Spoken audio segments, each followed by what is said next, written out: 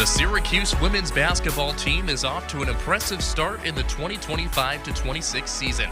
SU is 7-1 with its lone loss to then 6th-ranked Michigan during Thanksgiving week. Yesterday, Syracuse got back to its consecutive winning ways with SU's first ever win over Auburn. One reason why?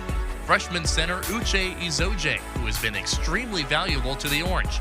Consistent all-around scores have boosted the Cuse to this point. Tonight, we'll glance at Syracuse's next matchup, which is Sunday at SMU.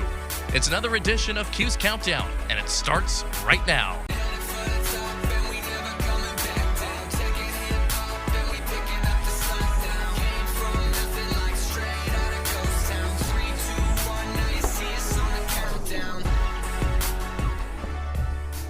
We're fired up. It's December. The holidays are right around the corner, and it's another edition of Cuse Countdown. Nico Horning alongside Alex Burstein and Jish Sokolsky, and a little chilly walking into the studios today. Temperatures almost in the single digits, but what's not cold is the Syracuse women's basketball team that is off to a very impressive start. Guys, they lost 3 of their first 4 games last year. This is a revamped squad this season, and they are 7-1 so far, coming off an impressive win over Auburn.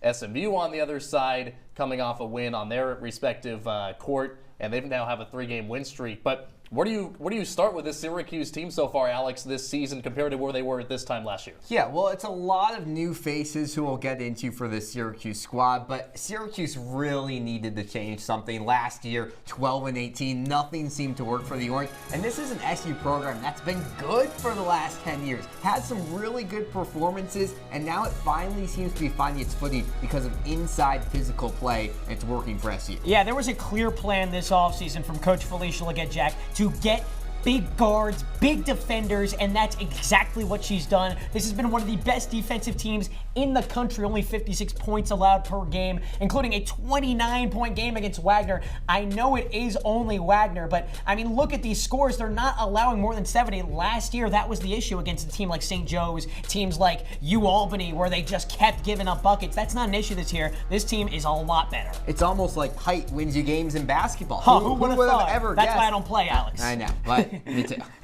And besides that loss against Michigan, I mean, they have had some really impressive wins. Maybe not the schedule of difficulty yet, but I think they'll get there. As far as what happened recently, a win over Auburn that went to overtime. This was a dicey game later on, but an impressive win nonetheless for the Orange. It was a thriller, to say the least. I mean, maybe not the best basketball combined for 50 turnovers in the game, but Syracuse found a way to win. They had the clutch gene this time around. They got it done in overtime. It was really Layla Filia who took over late, had a very inefficient game up to that point. Very, very encouraged with the team's heart, the resilience, the fact that they could go to almost anyone on the bench. Aurora Almon got a ton of minutes in the game and completely contributed. The 6'4" forward from Miami. Was a big fan of how Syracuse showed some fight and got some pride for the conference too in a win over Auburn in the ACC-SEC Challenge. Yeah, ACC hasn't been great in this challenge, but a big win for SU. SMU also won its ACC-SEC Challenge game. Who would have thought it would be those two teams? But how about Layla Filia, Dominique Darius, and Uche Izoje? 3 new players to this SU squad. We saw SU only had 66 points. Those 3 combined for 49 of them. If you have a big 3, it is those for SU. And we talked about this is an SU team that had a ton of new talent come in this offseason, and it's making a big impact. And they won while shooting 0 of 16 from the 3-point line.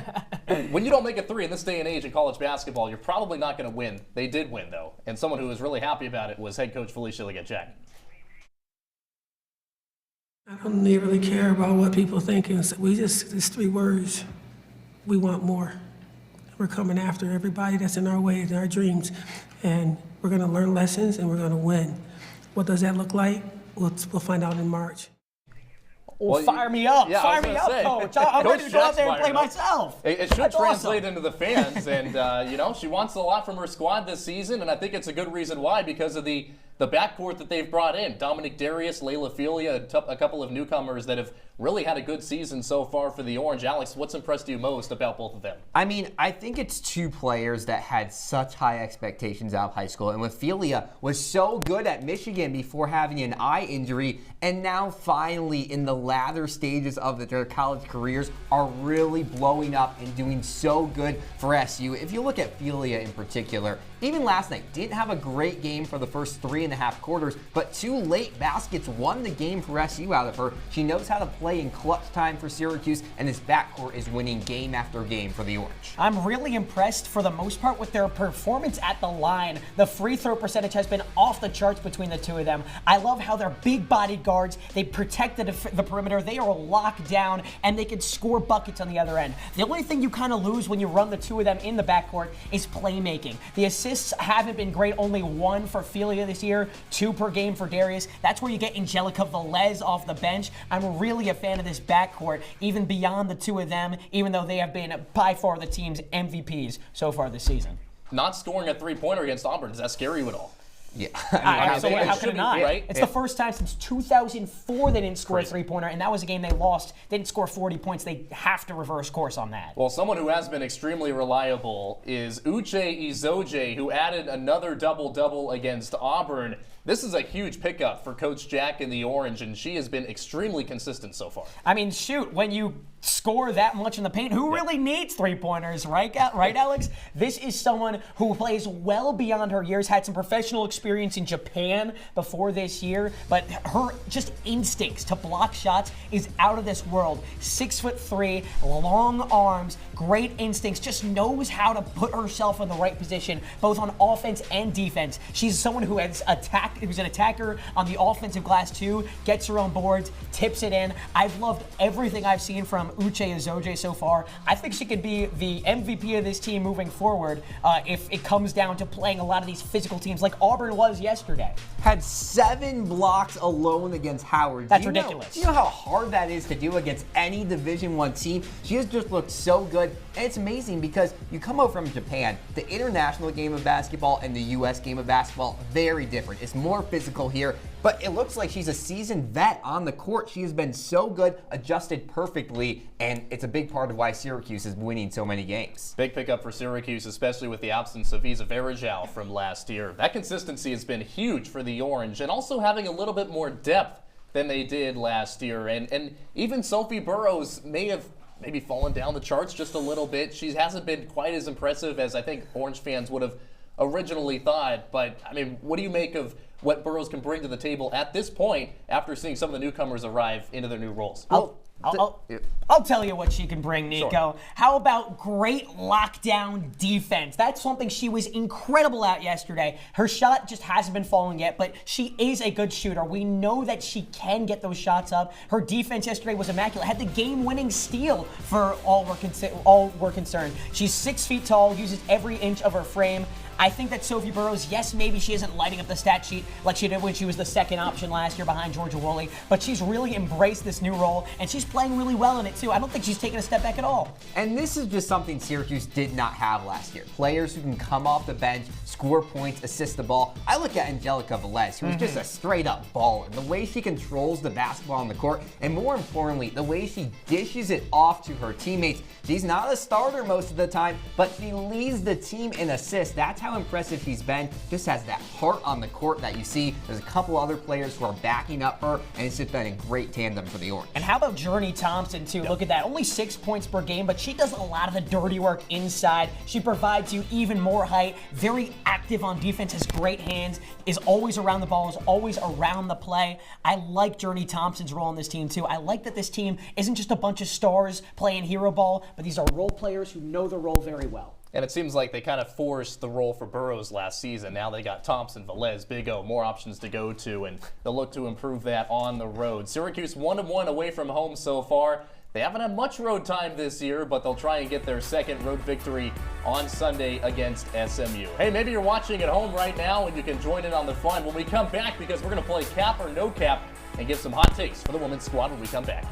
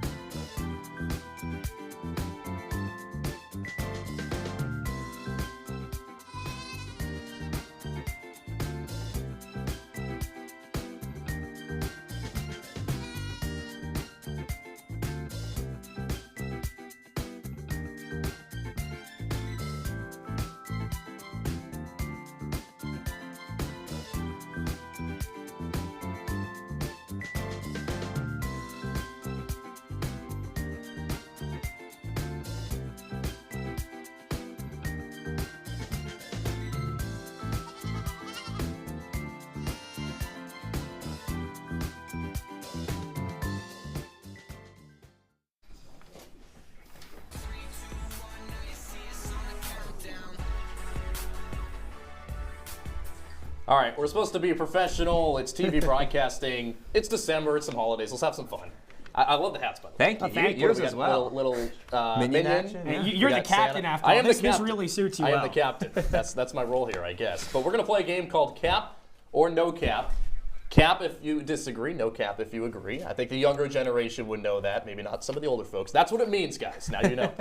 First question, we're going to go with Alex. Syracuse's defense has been really good this year so far in their 7-1 start. Is that their biggest strength? Are you putting a cap on that or no cap? I love this minion, but that's it's coming off. easily coming off. Probably crazy hair after that. But this Syracuse defense is just so good. And you saw it against Auburn in that last game. Only gave up less than 60 points. And this was a game that went into overtime. That means bonus basketball. And the Tigers still could not get anything done. This is a physical SU team. We talked about Izode. We talked about the bigs that this team has. Even the guards know how to defend the basketball. Syracuse can score points sometimes, but we talked about that three-point clip. Not good. So Syracuse has to keep going with the defense.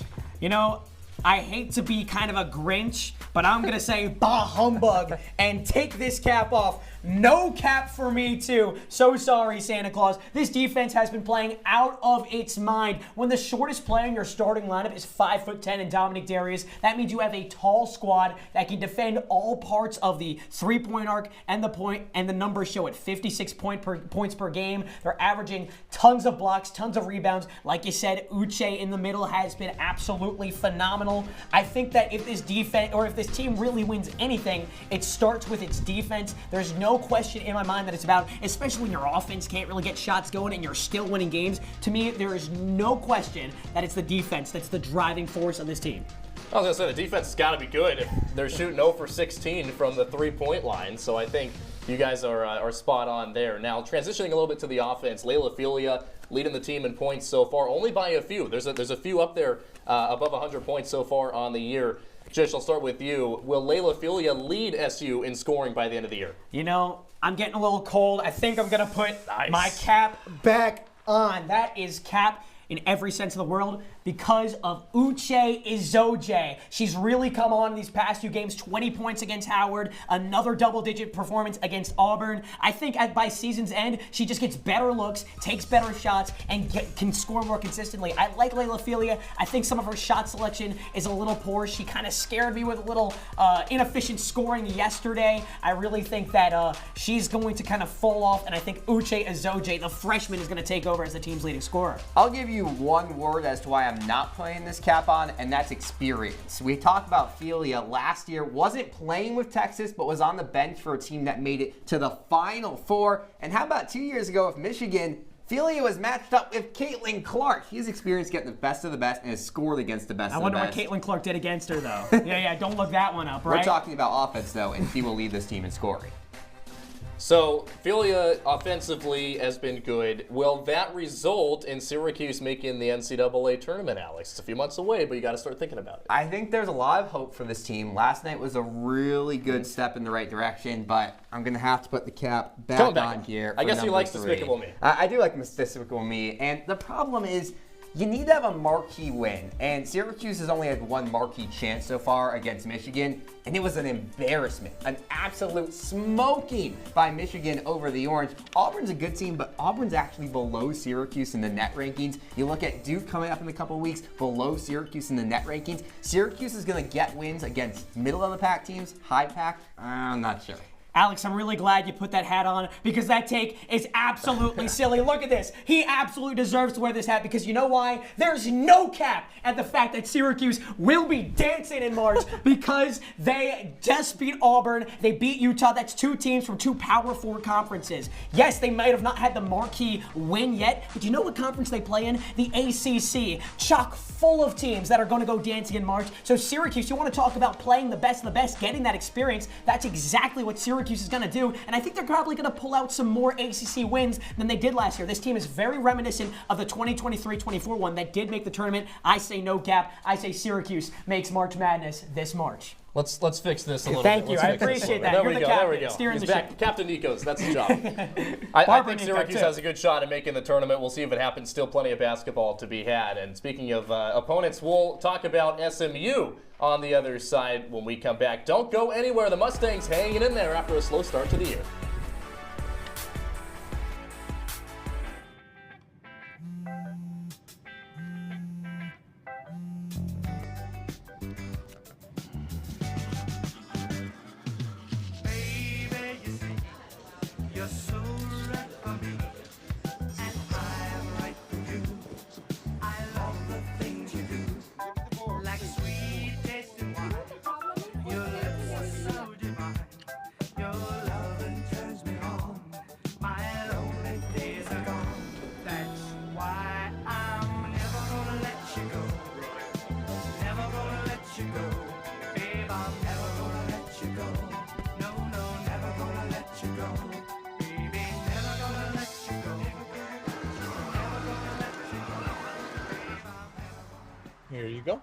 Thank you. Thank you.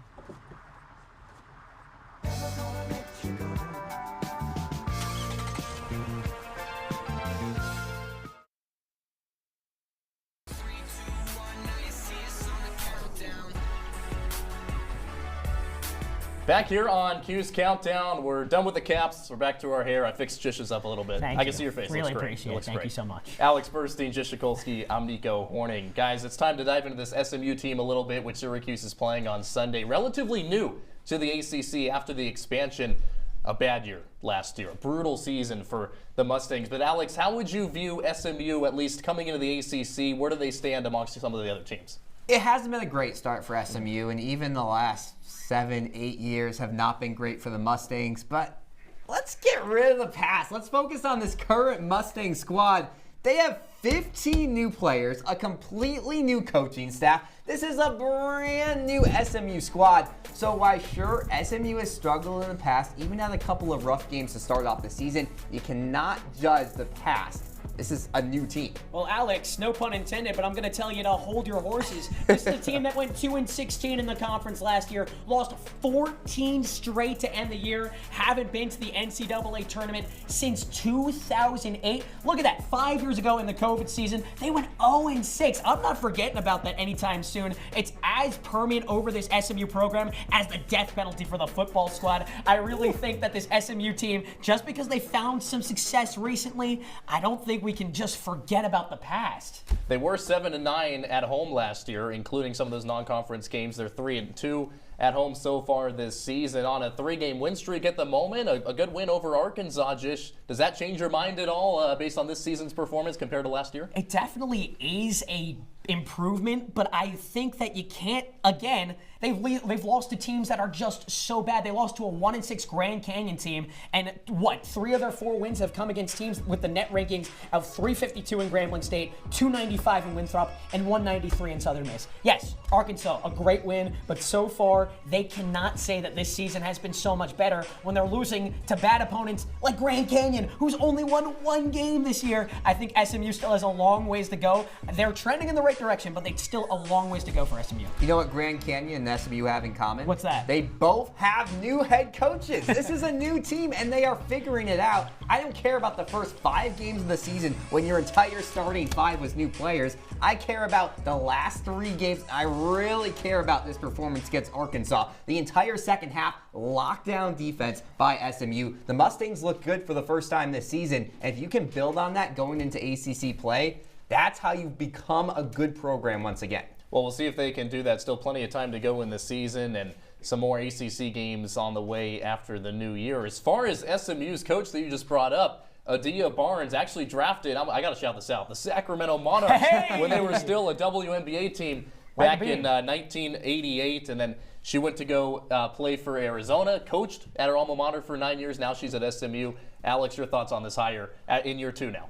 I think it's one of the best hires in the entire offseason of college women's basketball because she's made the national championship before, has done a ton with the Arizona Wildcats program, and now trying to do the same thing with this SMU squad. Yeah, national runners-up, beat the Yukon Huskies. I'm not sure I like necessarily the way she's gone about things. She's called other coaches hired this cycle unqualified. I don't necessarily think that's good coming out of your front coach, and I think that SMU might struggle because of it. She apologized for that. I think it was just kind of cat on the tongue, just got to get rid of it.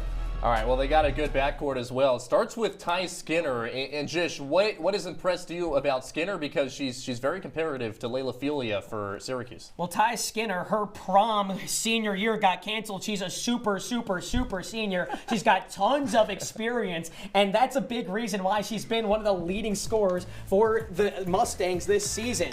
She's kind of hot and cold, had a great game against Arkansas, but has been kind of limited. 8 points against Power 5 opponents. I'm curious to see how Syracuse can shut her down. I'm really more looking at Zara King. She's been the nice 1-2 punch for the Mustangs this year. Kind of like Syracuse, 2 really good guards on this SMU squad who have played well in tandem with each other. And you can do anything when you have 2 great players leading your program.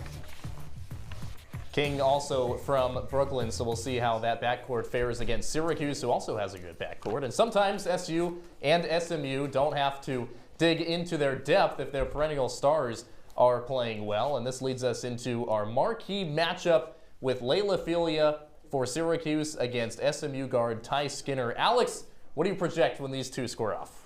I project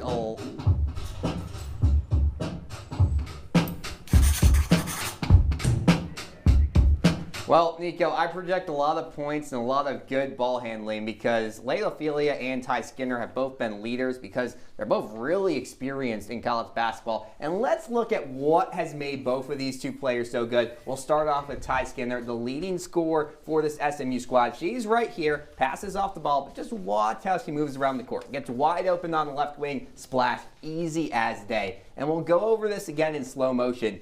She just reads this zone defense so well. Cuts in, comes out, and no one is surrounding her. When you're open from three, you're going to make a lot of them. But she's not only a good shooter. Watch this ball movement and the finish. Call it some jelly. I would need some peanut butter to go with that. An amazing finish. And watch how three defenders, all taller than her. Ty Skinner is 5'5". She is 5 inches shorter than anyone on Syracuse's roster, and she can still make defenders look silly like that. But Alex, that's a big reason why I think Layla Filia, the 6-foot forward guard, has the edge here. The defense is great, but she has something that you can't find in any box score, the killer instinct. Let's look at the overtime game that just happened against Auburn. Calls her own number, takes the contact, finishes in crunch time. That gave Syracuse the lead. Coach Felicia Leggett-Jack said she's never seen Layla Filia with this kind of fire in her eyes. When the team needs her the most, she'll put you in the spin cycle. Gets another bucket in overtime. That basically put it out of reach. Syracuse took a 3-point lead at that point. Look at the footwork. There's no way someone 5'5" is going to be defending that all game and have a successful time. Layla Filia is going to be the X factor when Syracuse takes on SMU later today. Two good players, two teams on the rise, a whole lot of fun coming up this Sunday. And we've got keys and predictions when we return one final time this semester here on Cuse Countdown.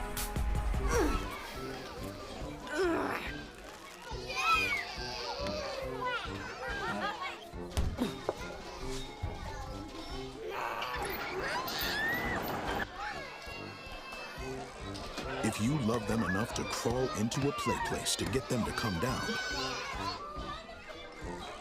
then surely you'll check nhtsa.gov/the right seat to make sure they're in the right car seat.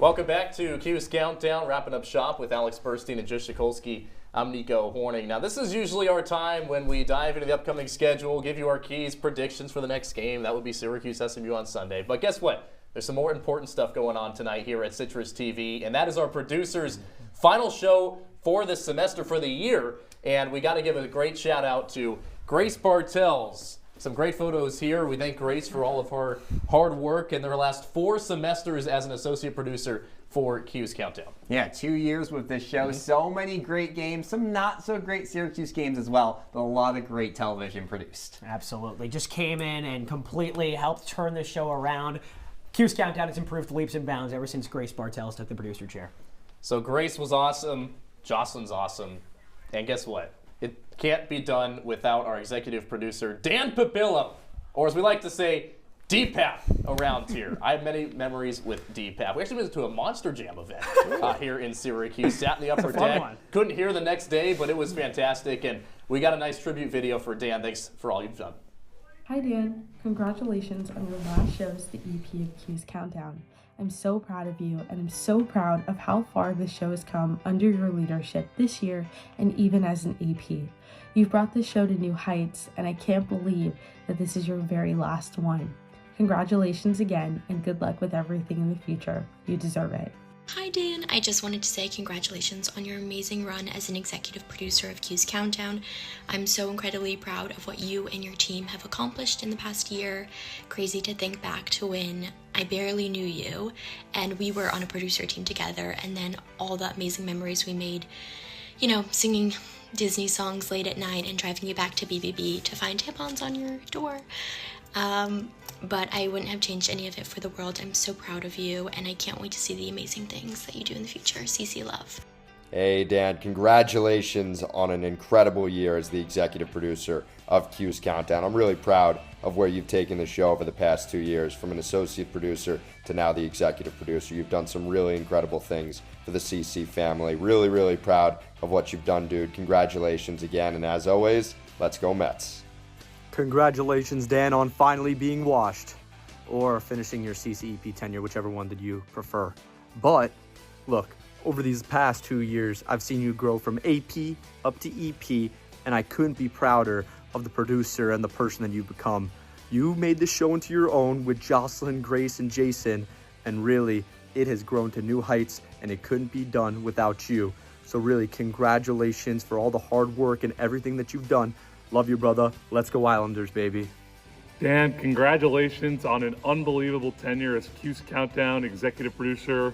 Couldn't be prouder of you and how much you've grown from when you first stepped into Citrus to where you are now as your tenure concludes. And I cannot wait to see what the future holds for you. Congratulations and much love.